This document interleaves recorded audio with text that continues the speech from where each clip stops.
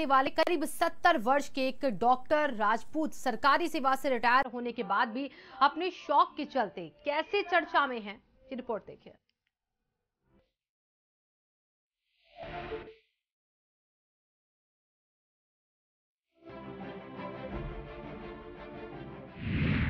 शौक ने दिलाई नई पहचान, घर को बना दिया संग्रहालय।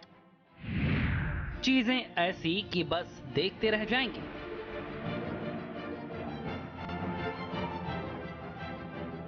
कहते हैं कि आपकी सोच कब आपको कहां पहुंचा दे, कुछ कह नहीं सकते।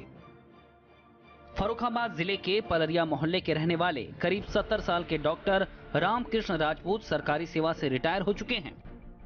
27 साल की उम्र में उन्हें बाहर घूमने का मौका मिला। इसी दौरान गोवा में संग्रहालय देखकर उनके मन में भी पुरानी वस्तुओं को इकट्ठा करने की इच्छा जागी और इसी के साथ उनका मिशन म्यूजियम भी शुरू हो गया। शुरुआत हमने जो पांडुलिपियों, दुर्लभ पुस्तकों और जो हमारे पास जो पत्र आते थे महत्वपूर्ण लोगों के, उनसे संग्रह की शुरुआत की थी।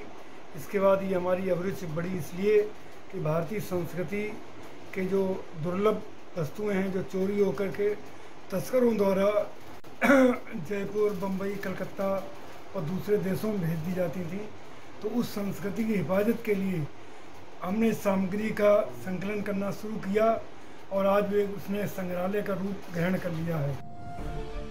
अब कहानी ये है कि करीब 50 साल पुराने इस शौक के चलते उनका घर अब संग्रहालय में तब्दील हो गया है।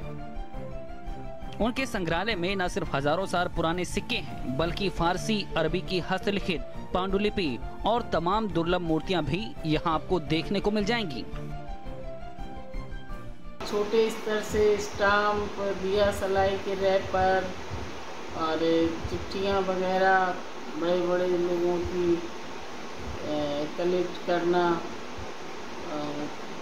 इससे शुरू किया था 48-50 साल पहले। छोटे स्तर से करते करते इनकी रुचि बढ़ती गई और फिर वो रुचि यहाँ तक बढ़ गई कि वो उसी में रम गए। हर परिवार से ऊपर संग्रहालय को एस्टेब्लिश करने में उन्होंने इतना तन मन धन सब लगा दिया। लगभग 4 दशकों से चल रहे संग्रहालय को देखने के लिए अब दूर दूर से लोग आ रहे हैं और संग्रहालय में नई चीजों को शामिल करने का, पुरानी चीजों को और तलाशने का ये सिलसिला रामकृष्ण का आज भी जारी है। फर्रुखाबाद से भारत समाचार के लिए जितेंद्र दुबे की रिपोर्ट। और बड़ी खबर आपको बता दें, लखनऊ से